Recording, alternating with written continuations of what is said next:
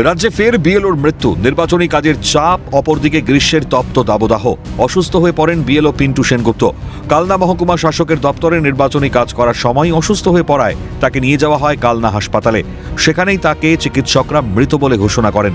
BLO Pintu সেনগুপ্তের সহকর্মীদের দাবি, অত্যাধিক গরম এবং কাজের চাপ, এই দুই কারণেই অসুস্থ হয়ে পড়েন তিনি।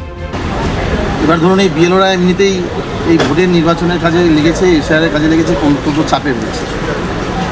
এর আগেও বিএলওরা এরকমভাবে হার্ট অ্যাটাক করে মারা গেছে। আমারই মনে হয় সেই চাপের ফল আজকে পোস্টাল ব্যালটে কাজ করছিল। তারপরে বাড়ি বাড়ি বুথ স্লিপ যেটা হয়, সরকারি যে বুথ স্লিপ সেগুলো বাড়ি বাড়ি দিয়ে দিচ্ছি।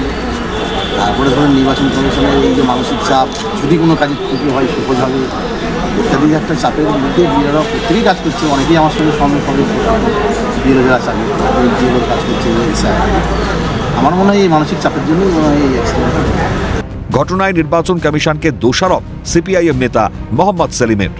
এসআইআর এর শুরু থেকেই ইলেকশন কমিশন, সিও অফিস, রাজ্য প্রশাসন এবং কেন্দ্রীয় প্রশাসন, দুই শাসক দল বিজেপি আর তৃণমূল, তাদের চর্চা, তাদের একটার পর নতুন নতুন নিয়ম এবং সেই নিয়মকে ভাঙা, আবার প্রতিদিন নতুন নিয়ম করা, নির্বাচন কর্মী, নির্বাচক মন্ডলী সবার উপরে একটা মানসিক নির্যাতন চলছে। তারই ফল হিসেবে এই মৃত্যু গিয়েছে এবং এই মৃত্যুর দায়িত্ব ইলেকশন কমিশনকে নিতে হবে। এসআইআর প্রক্রিয়া শুরু হওয়ার পর থেকে একের পর এক বিএলওর মৃত্যুর ঘটনা সামনে এসেছে। ফের একই ঘটনা।